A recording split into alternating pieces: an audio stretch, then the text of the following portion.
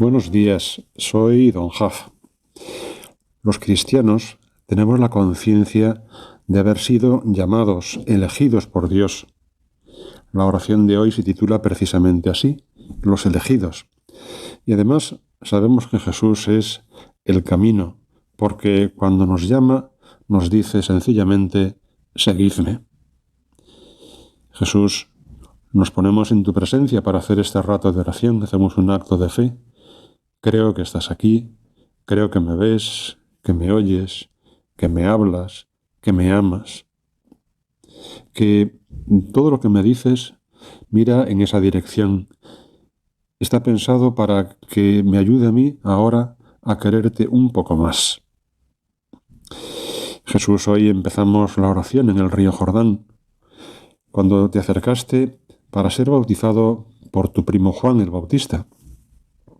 Nos cuenta el Evangelio que Juan, además de bautizar, había ido formando un grupo de discípulos, de gente que le seguía. Y algunos de aquellos, a los más íntimos, a los más comprometidos, les fue hablando de ti, del Mesías, que está ya en la tierra y que de un momento a otro empezará su misión de anunciar al reino de Dios. Lo que no imaginan ni Juan ni sus discípulos es que un día, de repente, sin avisar, apareces tú en el río Jordán para ser bautizado.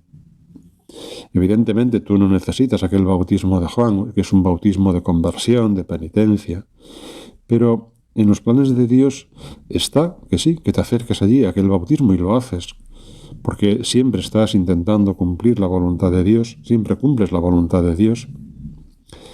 Y entonces, al ver que te acercas, Juan pronuncia unas palabras que a nosotros nos pueden sonar un poco misteriosas. Dice, señalándote a ti, este es el Cordero de Dios que quita el pecado del mundo. Este es de quien os he hablado, es el Mesías. Este es el Cordero de Dios, el que se va a ofrecer en un sacrificio definitivo por la salvación de todo el mundo en la cruz. Jesús, de esta escena nos podríamos fijar en muchas cosas, pero yo solamente quiero pararme hoy en una.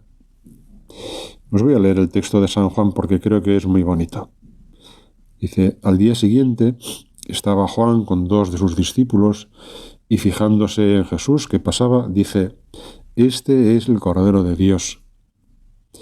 Los dos discípulos oyeron sus palabras y siguieron a Jesús.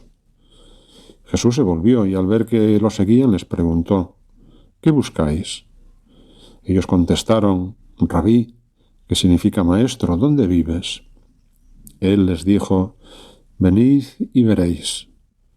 Entonces fueron, vieron dónde vivía y se quedaron con él aquel día. Era como la hora 10:00. Fijaros en la secuencia, ¿no? Siguieron a Jesús, ¿qué buscáis? ¿Dónde vives? Venid y veréis. Una y otra vez cuando rezamos con el Evangelio nos damos cuenta de que está hablando de nosotros, ¿no? Que no nos está contando una historia que sucedió hace mucho tiempo. Nos está hablando a ti y a mí, a cada uno de los que estamos haciendo ahora este rato de oración. Y por eso podemos pensar en el silencio de la oración, si también nosotros escuchamos ahora a Jesús que nos dice, ¿qué buscas? ¿Qué buscas en este rato de oración? ¿Qué es? ¿Cuáles son los grandes anhelos de tu vida? ¿Qué metas grandes tienes y qué quieres alcanzar? Pensando en esto, me acordaba de un punto de camino, el punto número 7, que a mí siempre me ha hecho mucha gracia, en el que San José María dice, compara el vuelo de las gallinas con el de las águilas. El vuelo de la gallina es un vuelo muy torpe y un vuelo que apenas es capaz de recorrer 2-3 metros, muy poco. Es un animal pesado y con alas pequeñas, ¿no? En cambio, el águila es capaz de remontar, de subir muy alto, de volar muchísimo tiempo, ¿no?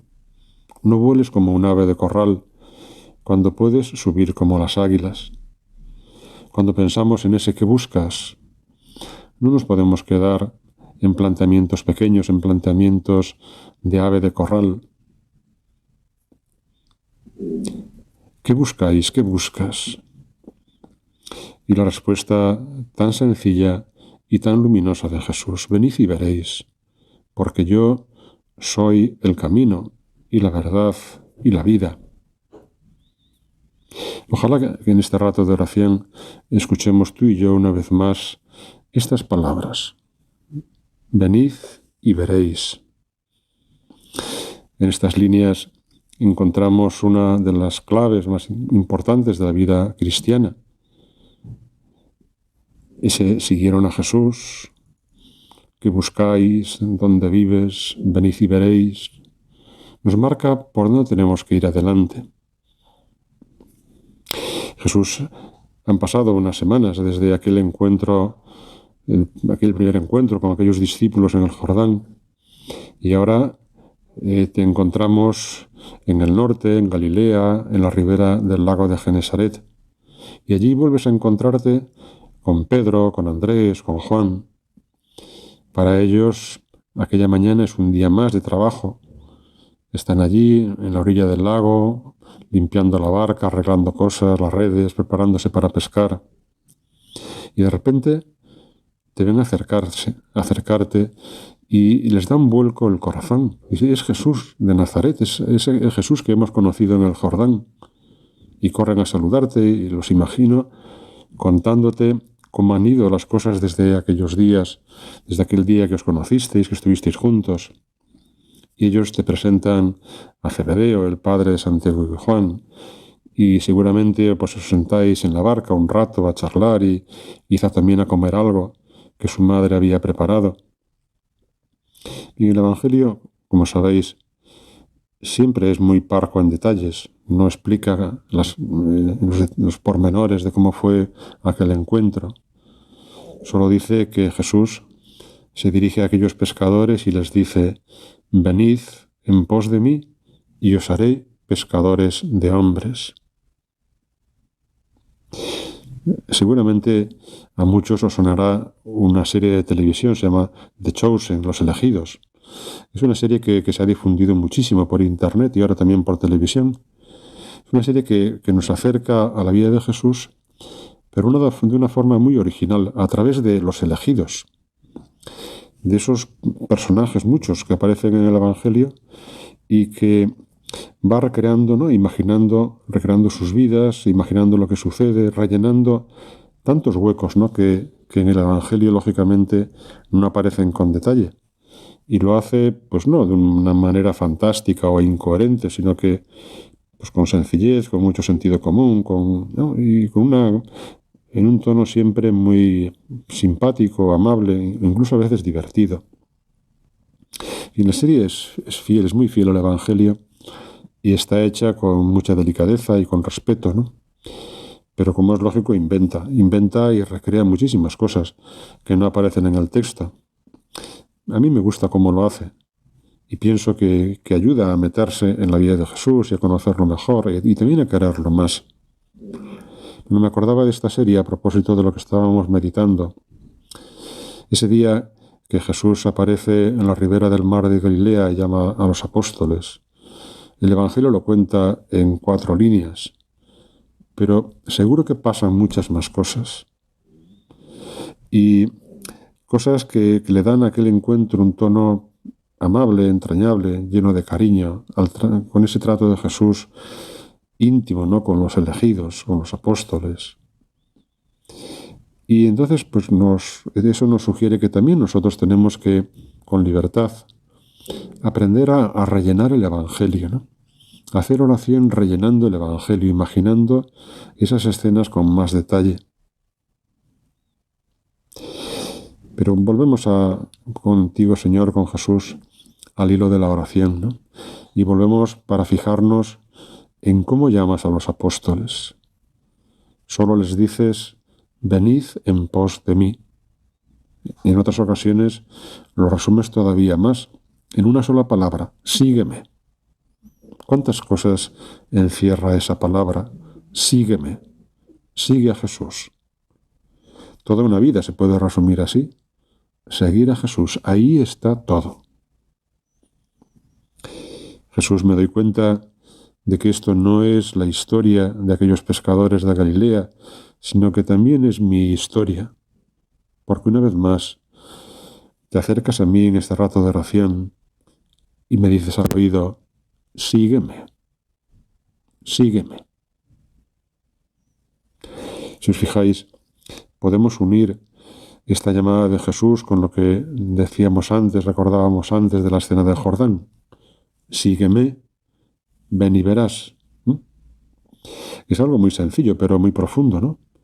Jesús es el camino y lo que tenemos que hacer es intentar seguirlo. Y en ese seguirlo iremos viendo por dónde nos lleva Él poco a poco. Porque cuando Jesús nos invita a seguirle, no nos entrega un mapa de nuestra vida o un libro con una serie de indicaciones para recorrerla, de modo que, no sé, podemos incluso adelantar páginas y ver, ¿no?, por dónde tenemos que ir dentro de un mes o de un año. No es así. Jesús nos dice sencillamente, sígueme. Lo que vamos descubriendo es el siguiente paso que podemos dar, que tenemos que dar para ir con Él. Bueno, estamos terminando la oración y vamos a intentar concretar un poco más esta idea tan sencilla y tan bonita, ¿no? Pienso que el primer punto podría ser el deseo de estar siempre cerca de Jesús. Claro, no podemos seguir a Jesús de lejos, no tendría sentido seguir a Jesús de lejos. Y yo me atrevería a decir que esa cercanía, ese estar cerca de Jesús, tiene que ser también una cercanía física, que se llega a tocar. Y por eso el sígueme, ven y verás, se concreta en primer lugar en la comunión frecuente. Porque ahí es donde más cerca estamos de ti, Señor. Ahí es donde podemos tocar, donde te podemos abrazar, donde te podemos escuchar con más claridad.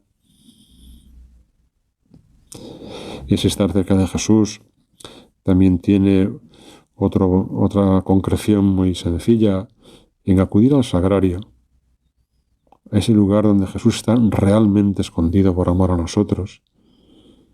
Acudir al sagrario, si es posible, todos los días, un rato, y en esa oración sencilla le podemos decir, Jesús, ¿por dónde tengo que ir hoy adelante? ¿Qué me pides? Jesús, ¿cómo tengo que enfocar esto o aquello? Bueno, y un tercer punto, para poder seguir al Señor, para ir tras Él, es escuchar, es escuchar. Quizá pensamos que no es sencillo, pero tenemos que intentarlo y recordarle muchas veces, Jesús, dime algo, Jesús, dime algo, Jesús, quiero oírte, quiero que me señales el camino. María, te pido que estas palabras claves de la oración de hoy, sígueme, ven y verás, cercanía, escucha, suenen muchas veces en mi corazón, pensando que es Jesús quien me las dice. Sígueme, ven y verás. Que Dios os bendiga.